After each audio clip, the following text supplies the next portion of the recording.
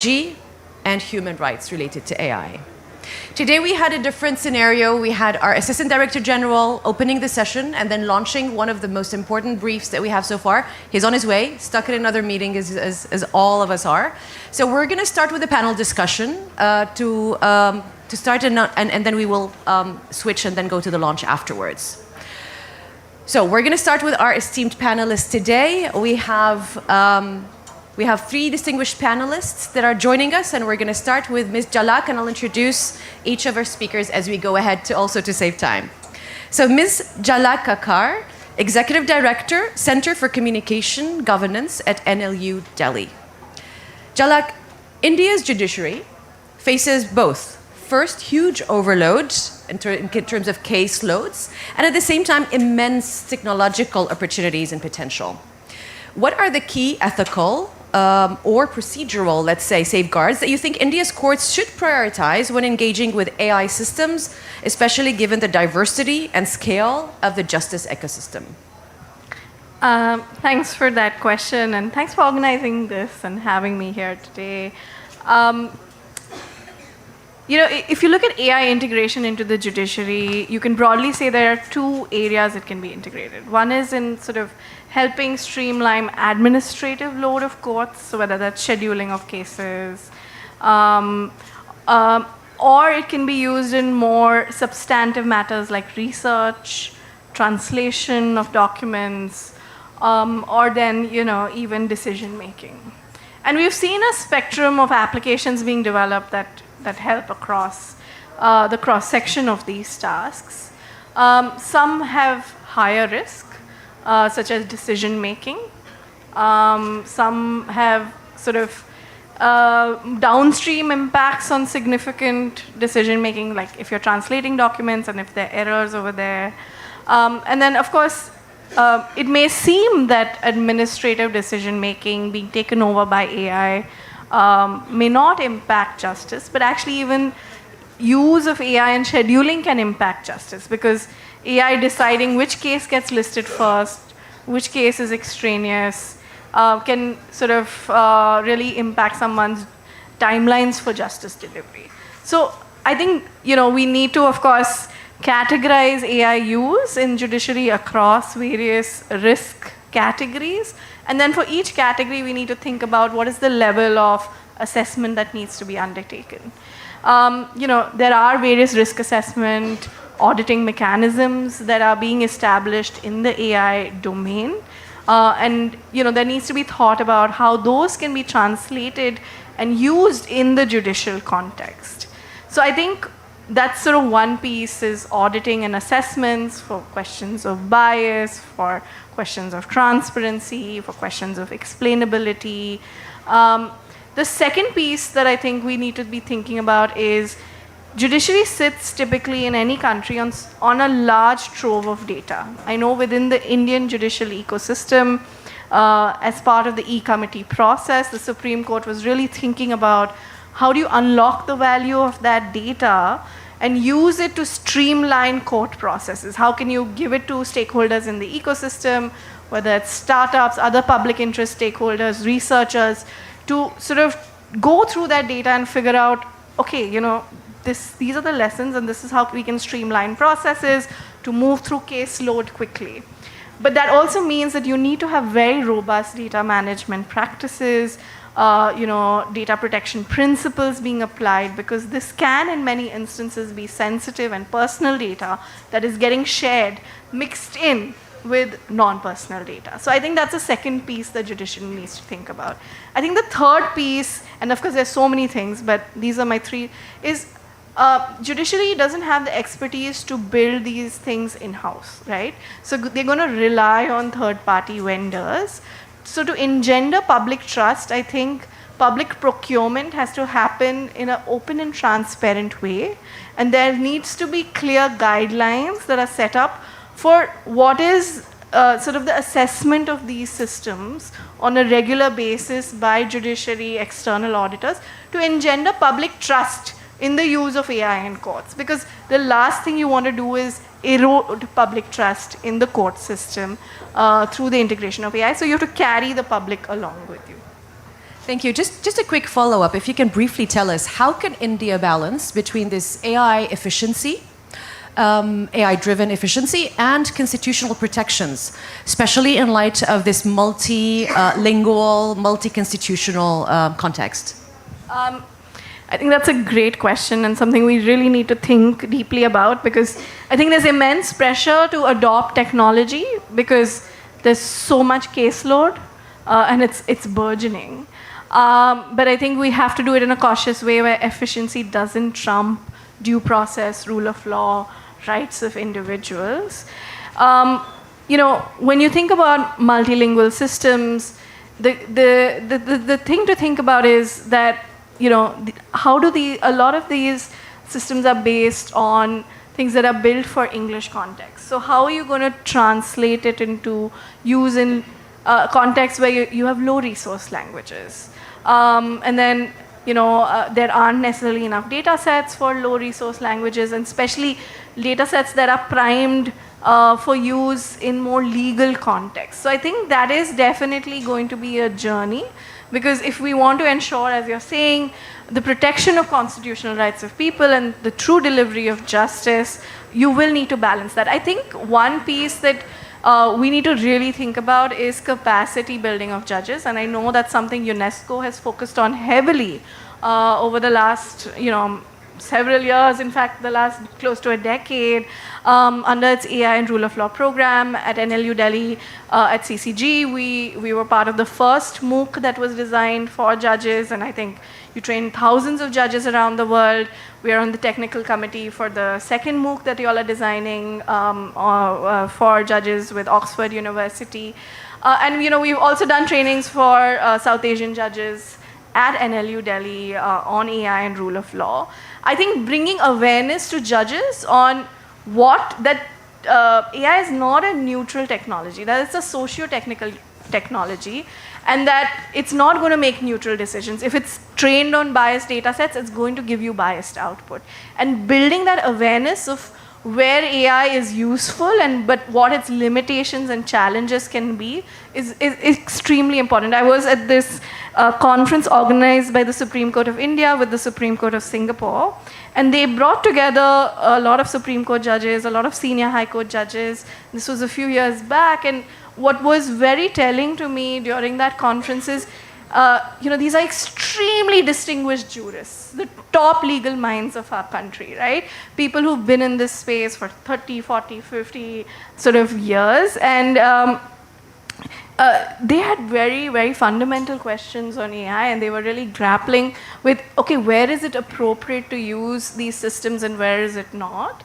And I think we need to bridge that divide where people working on AI and technology need to sort of sit in the room with a public interest lens. People working on it with a public interest lens need to sit in the room and really break down what are the risks we're seeing, what's appropriate, because so that they don't need to reinvent the wheel. And I think UNESCO is playing a great role in bridging that divide. Thank you. Very interesting points here. I would like to go now, because you mentioned a very important component, which is the capacity building. But before we go to our next speaker, I'd like to introduce Professor Sri Krishna Deva Rao, Vice Chancellor for Nalsar University of Law. And my question to you is exactly what Jalak was saying. From an academic perspective, how should legal education for lawyers and for judges find some sort of adaptation to prepare judges for this AI-driven justice environment? What skills, what ethical, perhaps, reflections should be also included? Yeah. Just now, Jalak mentioned about, I'll start with the multilingualism, what she said, and then I'll come back to how the legal academia has to respond to is a major new age thinking as a relearning the law. But multilingual is an important, which is India is a land of several languages and several dialects, and of course the Anglo-Saxon legal system was able to reach out only to the communities, those who are privileged, and this is a challenge before the legal education. I think that may take another 10 or 20 years. How do we really, this massive justice gap can be at least temporarily answered once the legal education moves into more and more into the language teaching in the mother tongues and other. That's where the AI can really help, but that requires not just use of the AI translation into the several languages, but we require several experts in the legal academia, those who can understand, journalists, and the several things. But the legal academia, or I would look at when national law universities were started in India in 1980s, we used to say what we need is a professionally competent, socially relevant, and technically sound. That's what the slogan which started is aim and objective. Now we will say in addition to this, we need technologically literate, technologically equipped lawyers, entire legal fraternity. So as a law teacher, always we look at how the new curriculum has to be developed. But when the curriculum is developed, we need to have the entire participation of the legal fraternity, the law firms, IT companies, all have to come together and to see how they can create a more challenging, more engaging curriculum and the pedagogy. For instance, we teach what we call is in the legal academia bread and butter courses: constitutional law, corporate law, criminal law, and several other various areas, property and several other. But now we need to think about introducing maybe second year onwards a specialized honors in the law technology with focus on the artificial intelligence. As someone who has been associated with the legal aid movement in India over 3 decades and the paralegal movement in India, I would say that it requires several levels of first legal literacy. How the AI can help in the massive legal literacy which required in several of the languages and using a new pedagogical method. Second is community dispute resolution. How the online dispute resolution with the participation of both lawyers, judges, and the legal academia must help. In fact, generally in the legal education, sometimes we drew parallels to the medical education. Because like a medical education, a medical college in India will not be given a permission unless you have a teaching hospital. Why don't we have a teaching course? AI, law and technology provides that an opportunity. For a consumer dispute, I wanted to settle because the public have a confidence in legal academia rather than any of the legal fraternity. Simple family disputes, I wanted to resolve. Land disputes, because that's a major challenge of massive backlogs. We can start where legal academia takes the major responsibility and duty, not only creating a new curriculum and pedagogical tools and method, where 40% in the classroom, 60% in the technological companies. That's the clinical legal education, clinical pedagogy can be used. Second, we need to train, orient the legal fraternity, starting from the law students first, and then the lawyers and judges and others. So I'll stop here. And I think I have taken sufficient time. Not at all. Thank you very much for your very relevant contribution, because you're right. Everything that we do has to have this multi-stakeholder approach. It cannot be done by only one side only, not only judicial institutes, but also across the board. And allow me to welcome our Assistant Director General, Dr. Tawfiq Jalassi, for joining us. We're going to come to you. We have pushed the launch actually to the end of the session instead of the beginning. We have one more speaker here, Mr. Arghya Bhattacharya, and I'm really sorry about my pronunciation if I mispronounce any of the names, co-founder and CTO of Adalat AI. So Arghya, as CTO of Adalat AI, you are powering courtrooms across India with tools like real-time transcription and case management. What real-world applications are you seeing that reduce barriers, especially for marginalized or rural communities, while aligning with principles of fairness, transparency, and non-discrimination? Yeah, firstly, thank you so much for having me here. I think there's 2 tracks to how AI is being used to sort of improve access to justice. The first track is more direct, which is directly with the communities. And I think over there, a big part of the problem in the global south is, people have no idea of getting information about their cases. They have no idea what's going on with their cases. It's extremely difficult to navigate archaic government websites to find out, where is my case? What's the judgment? What do I have to do next? There are complex jargons that lawyers love to use, like interlocutory order and res judicata, which common citizens just don't understand, right?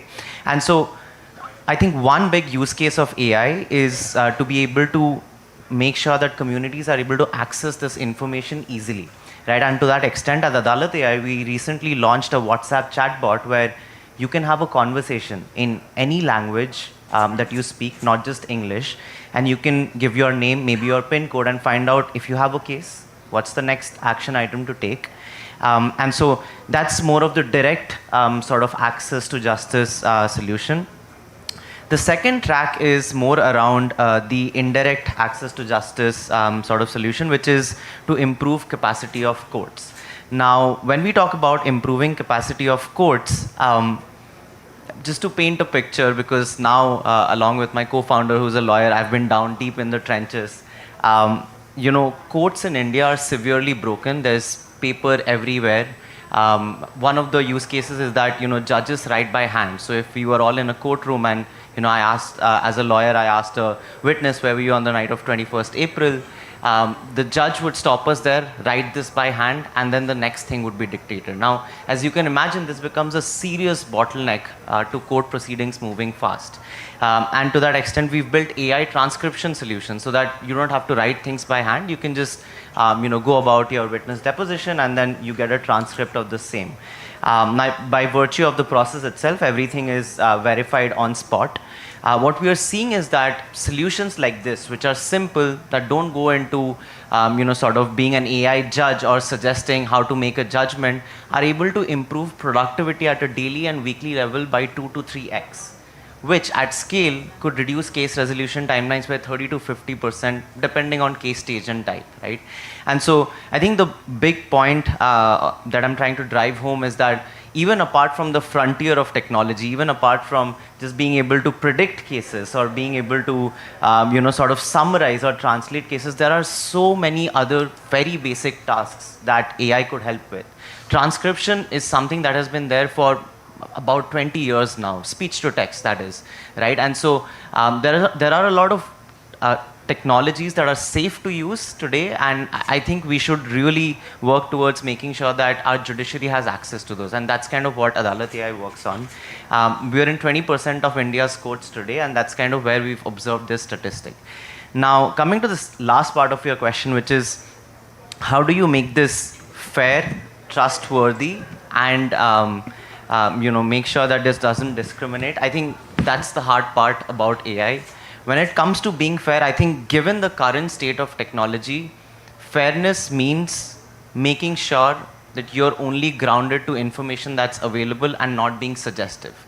Not giving any sort of judicial advice. Let's say if you're building a WhatsApp chatbot for communities to find out about information about their cases, AI systems cannot give advice today. That's not safe at all. Those things have not been audited yet. We have no benchmarks for doing that.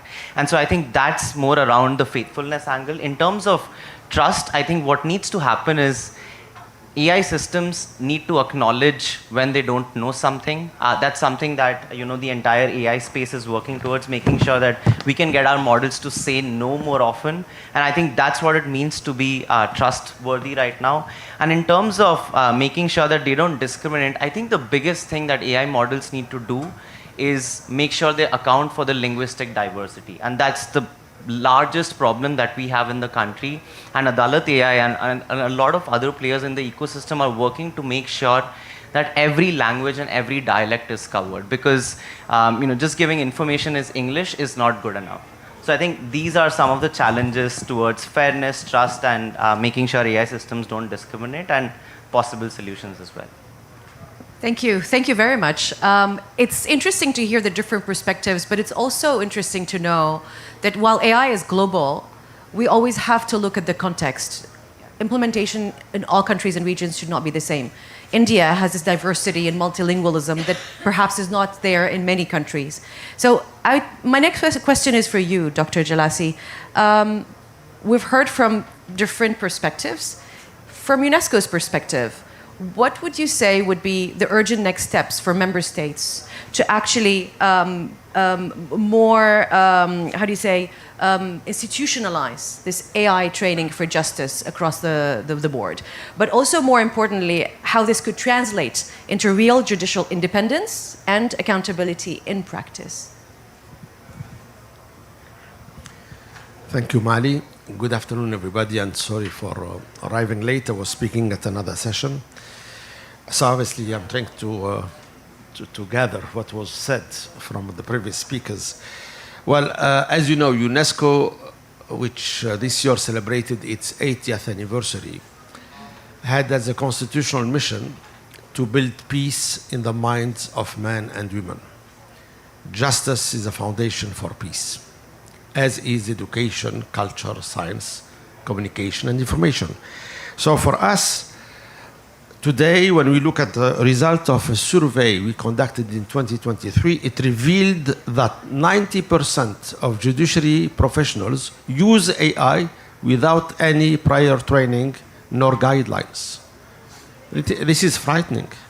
90% of them use AI, but they never had any guidelines nor any training. And we know that some of these AI systems unfortunately use data sets that carry some biases, whether it is about gender, ethnicity, language, geography. So what I'm saying is that these AI systems could, and in some cases that we have documented, did misguide, misinform the judiciary. So needless to say that the outcome would be rather negative. And in this case, AI will not be a force for good, but a force for risk and even for harm. So UNESCO developed training, including massive open online courses on AI and the rule of law. And we have trained to date more than 10,000 judges, prosecutors in a number of countries around the world for the proper use of AI. So yes, of course, AI can help on a number of dimensions. It can reduce the time to process judicial cases. It can reduce the cost of it. It could help with maybe past cases. As you know, in AI, there is one field called case-based reasoning. It could bring to the fore some past cases and how they were dealt with. However, the integrity of justice cannot be automated. And that we should keep in mind. So AI and the AI systems in courts and tribunals as a help, as a support system to the judiciary professionals, but not as a replacement for them. And this has been a guiding line in the work of UNESCO, which has been anchored, as you know, Mali, in the respect of human rights, in respect of human dignity, in ethics, in equity. So we have to keep these values and these principles as guiding our work as far as artificial intelligence and the judiciary. And finally, I would say, when I mentioned these human rights, human dignity, and the like, you may know that for now 13 years, UNESCO has trained more than 36,000 judges and prosecutors in 160 countries on freedom of expression, safety of journalists, because quite often when there is a legal case against a media professional, the judge and the prosecutor have to process that. So we want to bring the awareness or the knowledge up to date of the judiciary regarding international standards on freedom of expression and on safety of journalists and on media, because we believe that freedom of expression is a human right that enables other human rights and should be taken as a foundation for what follows as far as our work on AI and the judiciary. Thank you, ADG. I have a follow-up question. So, as we said, international standards are non-negotiable. Human rights are non-negotiable. But there are sometimes, there are certain contexts, as we said, the multilingualism, the diversity in India and others, that requires some adaptation of the tools that UNESCO and other organizations offer. So how do you see, what would UNESCO be able to do with India's leadership in this AI adoption? How can we support these regional adaptations? You are absolutely right. It's not one size fits all. UNESCO has to work on a global scale because UNESCO has 194 member states. It's the world. So, of course, what we provide in terms of guidelines, in terms of framework, in terms of the UNESCO recommendation on the ethics of AI, which was adopted in 2021. That's 2 solid years before the advent of generative AI and the advent of ChatGPT. We had the work on this recommendation started in 2018, and it was approved in 2021 by all 194 member states, calling for an ethical, responsible use of AI. So what I'm saying is our work is global, like the guidelines for the use of AI systems in tribunals and courts. These are global guidelines, but of course they need to be contextualized. So of course taken into account by the judiciary in different countries, regions around the world, contextualize them, taking into account the specificities of that country, cultural, legal, socioeconomic specificities. And that's why I'm saying it's not one size fits all. But at least national judiciary systems and courts and tribunals have a good blueprint on which to build. Take the UNESCO work instead of starting from scratch, and then, of course, adapt it, not adopted as is, but adapted to the local or the national context. Well, since we're talking about guidelines and tools, I think this is the moment for us to launch here, in your presence, our new policy brief related exactly to the same topic. So, Mr. Jelassi, I invite you to the podium, perhaps, and you could maybe share with us the latest policy brief, and then we can take some questions from the audience. Or if you can speak here as well. Do we have the document? I don't have a copy of the document, but since you know what AI, it's a virtual document. It exists, but for now it is in a digital forum, not in a paper forum. So we are delighted having developed this policy brief. We believe, again, that it is useful resource, and I say it's a resource that, of course, member states and the judiciary may want to use or not. This is the work of UNESCO. I mean, part of our work is advocacy, but advocacy based on evidence-based work. And we believe that advocacy could lead to national policies or to regulation or to implementation. And we do help as well with that. It's not only we do research, we publish, we do advocacy, but we help member states at their request develop national policies and implement them. In addition to our normative work, when I mention the UNESCO recommendation on the ethics of AI, it's not a convention, because otherwise the convention would be legally binding. We don't make it legally binding, but a recommendation to say this is a set of principles that was developed by more than 100 international experts. Then it was endorsed or approved by all our 194 member states. We believe it has a value for each country around the world, but it's up to the national authorities, the professional communities, to decide to what extent they want to adapt and use these guidelines or this policy brief which Mali mentioned. You are looking for it, I think. Thank you. Already. I actually have it and a QR code for people to Yes, scan. please. And in the meantime, I can coordinate the Q's and A's, perhaps, Sure. from where I stand while I do that.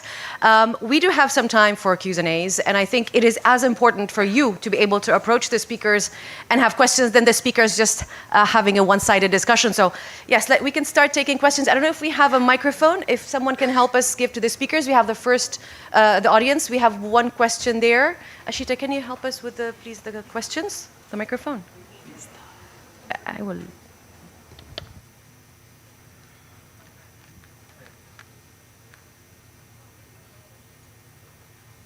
Hello. Yeah. So my question is generally to the panel here. What is the so basically we were hearing. I heard all the panelists and everybody gave their views on the reliance of AI in making decisions and judgments. Do you think going forward and in future, what will be the liability of AI? How can we make AI liable, in making judgments as well? Because as Sir said rightly, a lot of judges are relying on AI and making decisions. And so just wanted to ask you, there'll be a code set up for making AI liable or not?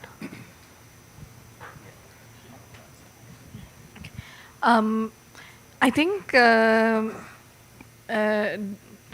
Sir just referred to the fact that, a very high number of judges are using AI without any kind of guidance being given to them in a national context. So I think before we get to liability, we perhaps need to ensure that guidelines are developed domestically around AI use by judges. What it's appropriate to use it for, what it's not appropriate to use it for, where you are using it, what kind of safeguards, process checks need to be in place around its use. When courts are acquiring AI technology, whether it's for translation, transcription, administrative management, research purposes, what kind of vetting, auditing, assessments of the system is being done at the point of acquisition of this technology, but also post-deployment assessments and audits that are being conducted. How open and transparent is public procurement? And then what is the kind of transparency that is remaining? So first you have to put into place these safeguards, right? I think liability then becomes the next layer. I think at this point, adoption of AI in courts is being used as a tool for judges rather than direct impact where it's directly impacting citizen rights. I mean, there have been instances of Compass and HART and Victor, other technologies which were deployed in jurisdictions like the US, Brazil, the UK, which didn't, had their own sort of challenges. I think people are more cognizant of it now. So I think decision making, I would say, is largely still vested in judges. So I'm not sure where that liability comes in. But I think overarchingly, governments are increasingly thinking about liability of AI systems more generally, right? Not specific to AI use in judiciary, but I think more generally. And I think that is still an evolving conversation. There's a lot of thinking going into, from strict liability frameworks that have been developed, tort liability frameworks that have been developed across, the last, hundreds of years, what learnings can be drawn in the context of AI liability. There's been a lot of conversation around, is there something to learn from intermediary liability principles that have been imposed on internet platforms, social media platforms, the due diligence obligations that are imposed on them. So what learnings can we take from all these spaces and then translate them appropriately into the context of AI? So I think there's still, I don't think there's quite consensus on what liability looks like, but there's definitely ongoing conversations on this issue. Just to supplement Jhalak, yesterday, I think some of you have read Supreme Court, Chief Justice of India mentioned about some of these. And what we could see is that it is the lawyers, those who use and through their arguments, they mention with the use of the artificial intelligence and even in Kerala, we can see Bangalore, there's an income tax tribunal. When the judgment came, they realized that the lawyer who mentioned about this case in the income tax tribunal, the case does not exist. The principle does not exist. So it depends more on what we are mentioning about UNESCO. The toolkit will help, and also individual, even the Supreme Court and other high courts, the Department of Justice has to come out with a comprehensive guidelines, but till that time it's an individual judge, he has to use. Of course, we can see that some instances are coming up where the judges are using the AI for the research and the judgment. But all of us, what we have seen in the panel discussion, we must remember that the legal representation will remain. Lawyer cannot be replaced by AI. Teacher cannot be replaced by AI, and judges cannot be replaced by AI. Yeah. Thank you very much. Well, I see we Thank have you. a number of questions, and I'm glad we have the time. Okay, let's see, if there's a lady, let's do, no? Not interested? Okay, we'll take second question and third question here. Okay, we'll take her first, and then we'll come to you. Sorry. Thank you. Yes. So we are talking a lot about AI for law, but what about law for AI? So when we are talking about, we are having a lot of frameworks and in education, in communication, in jurisdiction and everything. But what about a common framework or guideline or a policy to use AI or to use the data of AI that has been produced or developed, or a common understanding to the audience that what is law for AI can be? What are the benchmark for using the AI or any kind of AI tool? What is right or what is wrong? That is what I wanted to know from any of you, if you would like to. Thank you. Maybe we can take 2 more questions, and if there are similarities. And if you also want to address it to a particular speaker, please do so, unless you want to address it to the entire panel. My question is for Arghya. You mentioned 2 specific streams where AI is sort of broadly being looked at as a potential use case. Do you also see a potential need or opportunity for point solutions, for example, QC of critical documents, etc., which have a significant bearing on how an individual case sort of moves forward, the delay, the outcome as well?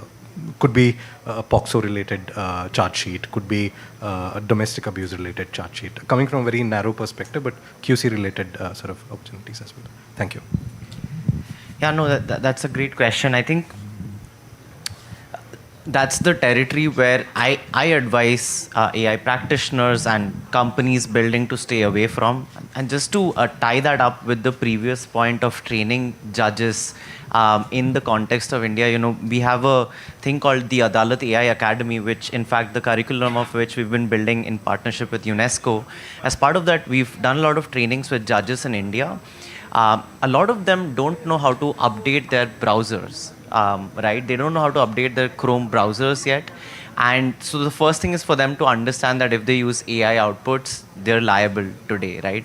And to that extent, giving these tools in these settings to people who don't have the knowledge yet can be extremely dangerous. So I can tell you a few examples where AI could help even with sensitive matters. One is perhaps transcription, because again, it's very sort of embedded technology right now. You're just saying and it's writing what it is.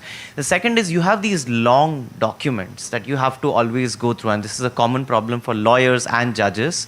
AI can be used to ask questions and not get answers, but the AI then scrolling and taking you to the right part of the document, right? And often the problem becomes that you just have to scroll through thousands and thousands of pages. And so if you think about it, a small trick makes AI a lot more auditable in this case, as opposed to you asking a question and then it generating a huge answer where you could have fake cases being generated as well, right? And so it's really AI plus how you design the user interface that's going to do it. But generally, I would avoid using generative AI in sensitive cases.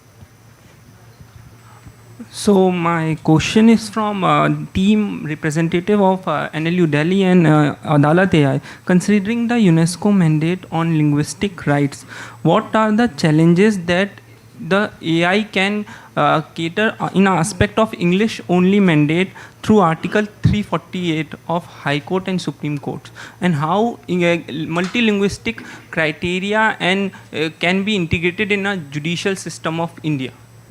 Yeah. Can we take another second question and then we can answer both? My question is actually twofold. My question is actually twofold. The first part would be, a lot was said on guidelines on use of AI, but how do we ascertain guidelines which are indicative in any way, in all ways actually, are being used or are being applied to in the right way in all the existing matters, because they are indicative for us. So for us, how do we ensure that the steps that are being taught or that are being told is being adhered to or not? Because there is no way to reverse engineer this and know if a particular case is affected by those guidelines not being in place or not being or there in place or not. The second part to that would be, how would I know if my case, because for example, as Sir rightly gave that example, as a case which didn't exist was cited and an order was passed on that. So how would I know that my case is not being affected by a bias or by some case which was not in existing, which is not in existence, but the opposite side has argued that case? So Thank you. So we have two questions, one also twofold. Would you like to start first? You were already starting to respond to the first one. I can start with the question on the multilingual aspect. So it's a very hard problem. It's important that we acknowledge that we have many dialects. The way that people speak, let's say, English in Kerala is very different from the way that people speak English in Delhi, let alone the fact that we have thousands of dialects. So there is a certain way in which you can build translation systems that can actually address this. I can maybe give you an example of some of the efforts that are going on by the government, by Supreme Court, and also by Adalat AI, which is to build these systems using expert preferences. What I mean by that is, let's say there is a legal document that needs to be translated to, let's say, a local language to make sure that it's accessible. What we are doing is we actually give copies from humans and a lot of different AIs to lawyers. And then we ask them to choose which one they like the most, right? And an AI solution is only allowed once it reaches a point where 80% of the responses are from AI and they're being preferred by humans. So that's one of the things that we've done in Karnataka, and some of the translation systems in Karnataka are run by Adalat AI, and we've seen that humans actually prefer AI output 80 to 90% of the times, and these are legal professionals. These are not just any annotators. So that's one very important thing, which is to make sure that the expert human is in the loop, right? And I think the second challenge overall is it's going to take time. It's important to understand that AI systems are not just going to do it overnight, and so we still have to build capacity for translators in the state, and which is quite lagging right now. Yeah. We have the second question that was here. Anyone would like to respond to the other question that we had? I think the question was around... Can you maybe quickly sum it up in a couple of seconds? Guidelines being indicative. So how do we establish the fact that these are being adhered to, and the steps that are taught or that are told are being applied in that order? For example, if you skip one step, you may not go in the right order to the steps to the next step. And the other part was that how do I know that my case is not being affected by AI or the bias involved in that, because any way to reverse engineer. Thanks for summing that up. I think within the judicial system, there will have to be, you have Office for Data Protection Officers, right? The Office of Data Protection is being set up in many courts. Similarly, either within that office or a separate office, depending on different contexts, different judiciaries may choose to do it differently. You will have to have sort of an arm that is set up within the court system whose function is to oversee, enforce, and sort of look out for patterns and challenges that sort of may be emerging at any given point in time. In terms of how do you know that your case is not being affected, I think lawyers and participants in the judicial system have to be vigilant and point to challenges that emerge, surface challenges that emerge, and so that patterns of harm get visibilized within the judicial system, and they can be flagged, right? So where there are harmful instances or challenges arising, there needs to be a feedback loop into the judiciary, a grievance redressal mechanism, sort of where it's flagged that this AI use is being problematic. But a lot of AI use and its harmful impact may be invisibilized, where you do not realize that this decision is being made based on AI systems, which is why you need third-party audits, assessments, and other practices which may not pick it up at an individual level, But at a more sort of meta level, it will be able to identify that these are the challenges in the deployment of this system, and these changes and tweaks need to be made to the system to ensure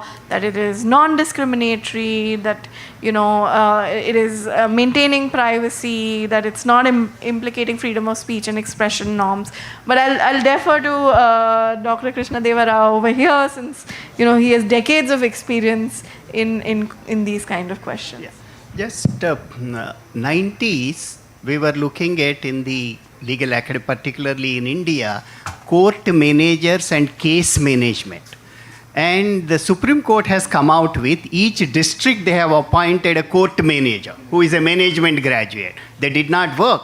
But now we need, with the AI, we need a technologist at the each, not one person, a group of persons at the district courts, data protection, data analysis, helping the judge in the research, summary, translation, so many things. But as we all have agreed that AI will not substitute for a judge or a teacher or a lawyer. So, but some of these safeguards, it has to be built up. I think that's where it's a concerted effort has to be made. Everybody and technology, particularly the IT companies. In fact, when we say that, I am passionate that even the law students must be trained to develop a software development. An engineer is developing, maybe the engineer may not understand the technicalities of a law or a court and other. So we need to think about now how software development of whether this is online dispute resolution, judicial research, preventing the bias, discrimination, preservation of constitutional values, equality, all this, only a law student, but that requires as a major challenge of rethinking. Thank you. Okay, Mr. ADG, would you like to add something? Just some final words. Maybe before the final words, I see some people here wanting to ask questions. Look, if you promise your question will be straight to the point, fast, we'll take one lady, one here, and one here. He asked first, but you're welcome to ask later. 2 questions? Okay, so can we take one here and one from there, and then you can talk to the speakers? Hi, my name is Abhishek. And I'm a podcast host doing podcasts with judges of Supreme Court and High Courts mostly. So I have met so many judges in my time, and 99% are reluctant to do work with AI, and I do not blame them at all because of the facts which you have just mentioned, that AI is still hallucinating and all. So how do we make them comfortable? How do we make sure that their judgments, in case they are relying on AI or some lawyer is relying on AI, then they are not misleading? Okay. We'll take the second question, and then we'll go there for the last question. Hi, panelists. Thank you for such an insightful talk. My question to you is, how do you protect the creativity? So we see in India a lot of judgments, and everything is based on emotions. How do you protect creativity? That is one question. Secondly, the older generation is still on, they are more towards documents and commentaries that are available. However, the new generation that is coming, they are more tech-based. And for them, for me, experience matters over tech. And how do you create a distinction, because it will also affect the employment and the employment in the legal fraternity. How do you protect that? We go there. Yeah, thank you. My name is Hoffmeister. Can you turn it on? There we go. Okay, last question. I'm Hoffmeister with the German Ministry for Digitalization, and towards the end, one provocative question. Don't you think that maybe the use of AI for judges by judges should become mandatory in the future? The legal system is based on trust and on acceptance. And if we see AI being more accurate in the future, the judgments being more precise in the future, and comparing one judgment which is extremely precise with the help of AI and one court deciding not so precise, the trust of society goes down. So I just provocatively ask, should we not make use of AI by judges mandatory in the near future? Thank you. So we have 3 questions, less than 5 minutes, and Mr. Julasi would like to close, and I would like to tell you something. So I don't know if each of you would like to answer very briefly, straight to the point, what each of these 3 questions. I think it requires a judicial education where I think some of the questions were raised. I think very challenging. How to simple English writing, and then how AI can supplement, and maybe a judge may mention that he used the AI. So that safety, skepticism, and using that, preserving the essence of the judgment, how it is to be right. I know it's difficult to write in a simple language within a small paragraphs. Maybe a 5 pages a judgment, it's a difficult. Some of them, they used to say, they refer to the Privy Council, some of the outstanding judgments. Yeah, to answer your question more directly, AI is actually mandated in a lot of courts in India. So for example, there's a state called Kerala, and Adalat AI is actually mandatory in every courtroom in Kerala. You cannot record witness depositions by hand. You need to do it using Adalat AI transcription, right? And to that extent, before any such mandate kicks in for other use cases like judgment writing, I think what's important is to do a serious economic impact evaluation. It's important to see that the impact is measurable, and it's also important to see that across the board, generally you see better and fairer justice, and only then can AI be mandated. As long as that infrastructure can be developed, I don't see a harm in mandating AI. Thank you. Have we answered all the questions? We had the old generation versus young generation. Anyone has a message to say? I guess calculators came in. We didn't get bad at math. And so we'll have to figure out very similar.